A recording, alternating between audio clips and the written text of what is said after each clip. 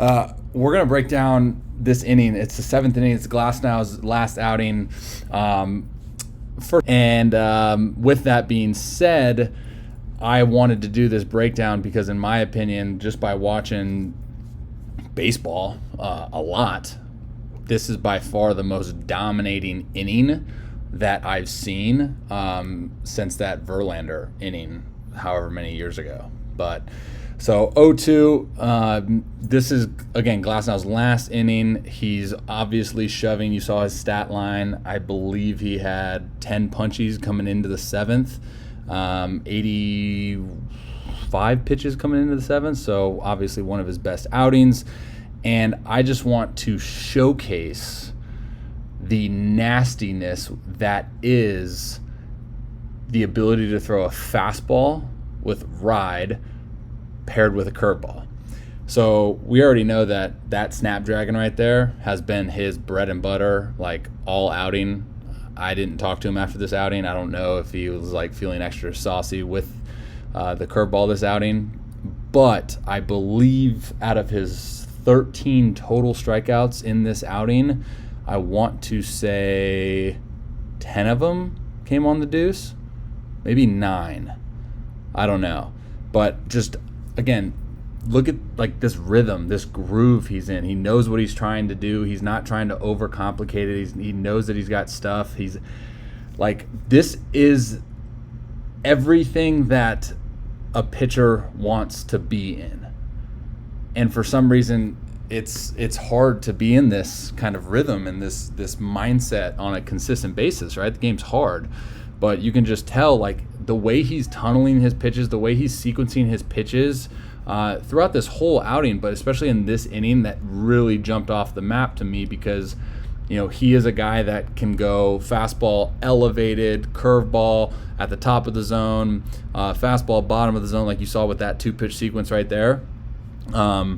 So he did it again. So that those 3 pitches, just notice the intent behind those pitches, right? So you start the at-bat off with 97 Cheddar Chi at the bottom of the zone, and then you go banger in that same slot that looks like that is coming into the tunnel of that bottom of the zone fastball, and then it doesn't. So then he pairs that up again, right? So now at 1-2, you don't have to be perfect there, right? I believe the announcer even said something in regards to, like, that wasn't really even the top 3 quadrant of the zone, but it doesn't have to be, right? This is the whole conversation of, like, stuff plays.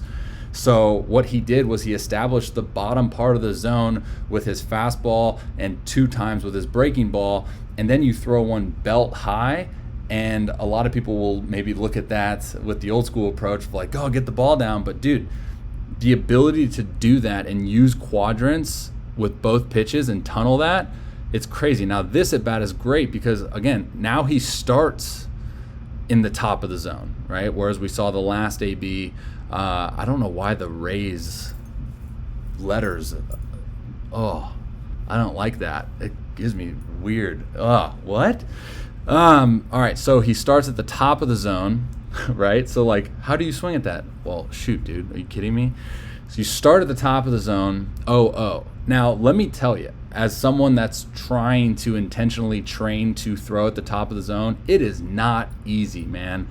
He makes this look extremely, extremely easy to just throw 0-0 heaters at the top of the zone for strikes and then 0-2s for balls. So now you're set up pretty dang good there. And again, it's one of those things where, like, you're so feeling yourself that there's none of that thought in your mind of, like, don't miss this location. It's all gas pedal. It's like, I'm so good right now. Here you go, hit it. And it helps when you have the stuff like Glasnow, and it helps when you have the hair like Glasnow. So love that. That was a great outing by my guy. I just want to showcase, Showcase? I want to talk about a few more things before I hop off here. And one thing is he's a starter. So he's in his 7th inning. He's flipped the lineup probably 3 times. But notice how he doesn't stray away from his game plan, right?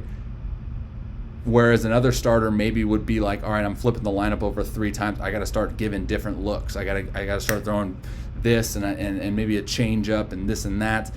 And this goes back to the simple fact of stuff is going to play, right? Like if you train to have stuff first, because as we saw there, stuff plays no matter what. 2 pitches, it may be 2 pitches on paper, but when you're throwing it at the top part of the zone, right? So the upper quadrant, the lower quadrant, and you're pairing a breaking ball in the dirt and in the zone, that's 4 looks, right? So remember that for those young kids out there.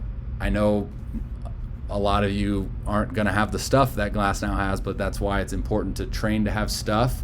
And then it goes to show the importance not necessarily about getting and developing more and more pitches, right, in your arsenal, but having the ability to take the pitches that you do throw exceptionally well and put those in different parts of the zone to give a different look to the hitter, right?